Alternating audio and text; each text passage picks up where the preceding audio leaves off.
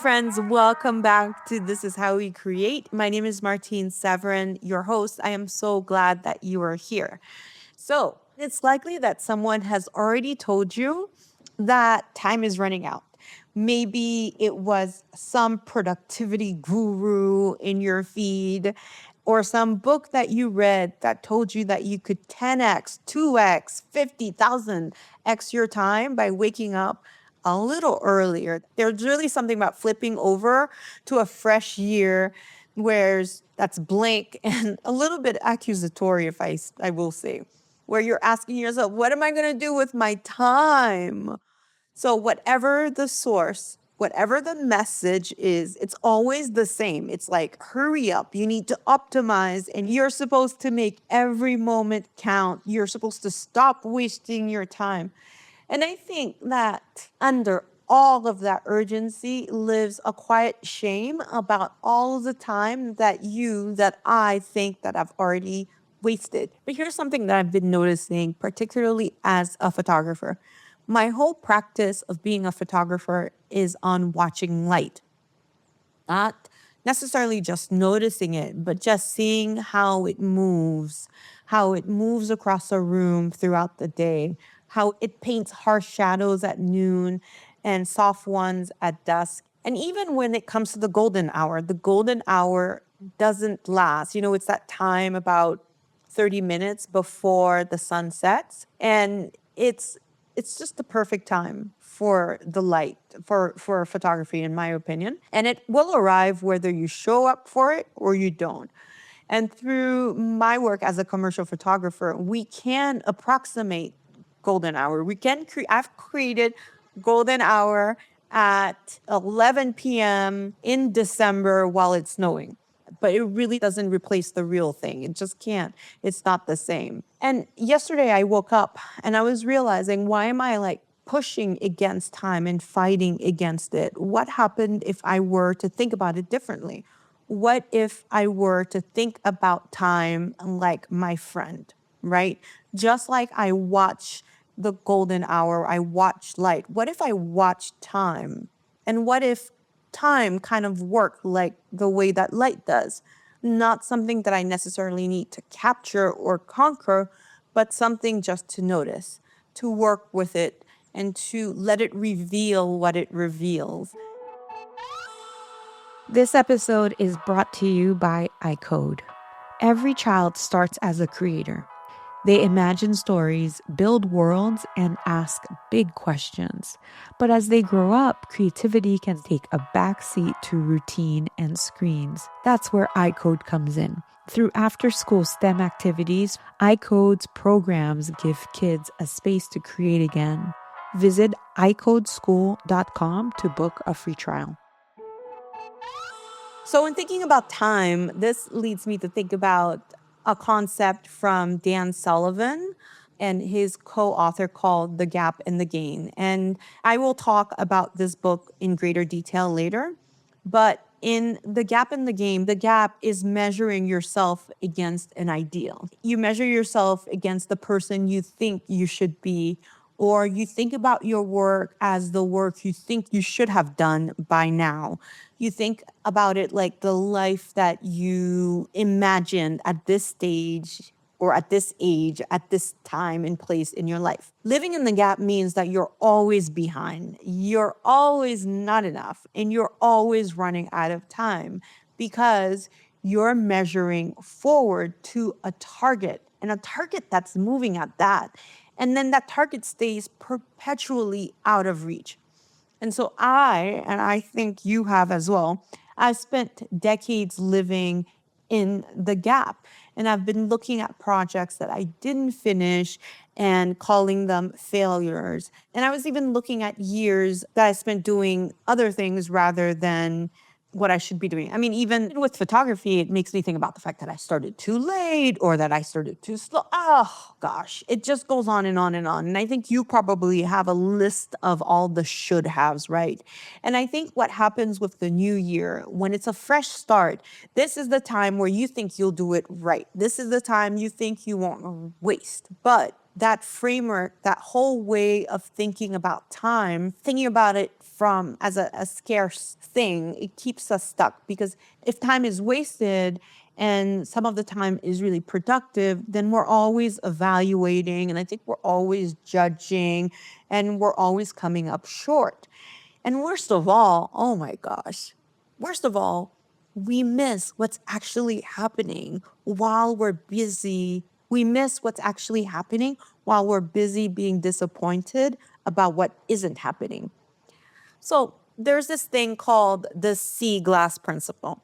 And I want you to picture this with me. So say that you're walking on a beach and you're not looking at anything in particular, right? You're just walking on the beach, but your eye catches something in the sand. The waves are coming in and out, but then the waves go back. And then you look down and you see something green, a glass that's smooth. Oh, look over there. There's another piece of glass. It's rounded. Oh my gosh. And then there's another one that's perfect and it's just beautiful. And there's sea glass. There's sea glass everywhere. And sea glass is trash. There are broken bottles. There's someone's discarded beer, someone's medicine jar, perfume container. They once were sharp, they were jagged and really dangerous. But when time does its work, those waves tumble the shards and the sand smooths the edges of the glass. Salt water does this slow transformation. And as the years pass, sometimes even decades, the sharp sides become smooth and the trash becomes treasure and the broken become beautiful. So I want you to think about the years you think you've wasted, the job that crushed your spirit. Maybe it taught you exactly what kind of work you're willing to not do anymore. Or if you even think about the relationship that ended badly, maybe it showed you actually what you needed or why or how you wanted to be treated. Those were all the tumbling years. Time was working with you, breaking down the sharp edges of who you thought you had to be. Time was smoothing you into someone who could do the work only you can do. And I think the most beautiful thing and the most beautiful pieces of sea glass, if I'm honest, they took the longest to form. They got broken the worst. They were really sharp shards. They spent the most time being transformed. And what if that's actually really true with us? What if it's true as well? So there's another side of Dan Sullivan's concept of the gap and the gain. There is the gain. So instead of measuring forward towards some kind of ideal, maybe you could measure backward from where you started. So here's an example. So if you think about yourself as an artist, instead of thinking, oh, when I become that artist, when I learn this skill, or when I debut at this museum, what if you thought about yourself with what you've done now and think back to the artist you once were when you were really, really green? Then you could start thinking about what doesn't scare you now that used to scare you. What conversations can you have now that you couldn't have then? What creative risk are you willing to take now that you couldn't have taken then? What do you understand about your own process now, about your own voice, about your own worth that you didn't understand before? Ah, I love these questions because then it makes me understand and makes me feel really grateful for all that I've learned. Because 10 years ago, I was terrified to call myself a photographer and I was hiding behind other people's definition of someone who was a real artist. Right? Like, why did I have to wait for permission anyway? Because I could have given myself the permission all of this time. And I thought that I was wasting time, but that time really helped me understand what I want to do now. And that time when I was an events manager helped me understand how to produce a photo shoot or even how to batch record almost 20 episodes of the podcast in 4 days. I mean, it's all of the little things, all of the experiences that you've had are really a game. And now I can hold a camera differently. I can look at any situation and know exactly what my exposure should be. I don't have to play around. I have come into me and into what I want to say in my visual voice. I can also have conversations with artists I admire without shrinking. I can build something meaningful like this podcast and this community. And I can be really proud and happy that you're sitting here watching or listening, and it fills my cup. So all of those years really mattered. And for me, the slow transformation that has come can only happen because of time. So maybe growth isn't about achieving more. Maybe it's about developing the capacity to see things differently, to notice the seconds. And let's notice some seconds together.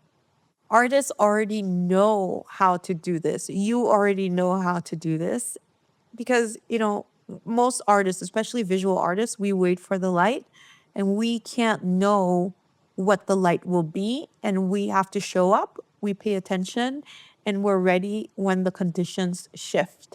And I want you to think about the gains in your life and what you can do to pay attention to the gains rather than potentially living in the gap.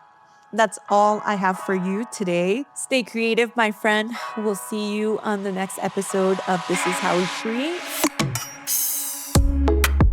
Hi there. If you're loving the show, would you mind taking a quick second to leave us a 5-star review on your favorite go-to podcast app? While you're at it, subscribe to our Substack newsletter, Creative Matters. You can find the link to subscribe in the show notes. All right, that's all that I have for you today. Bye.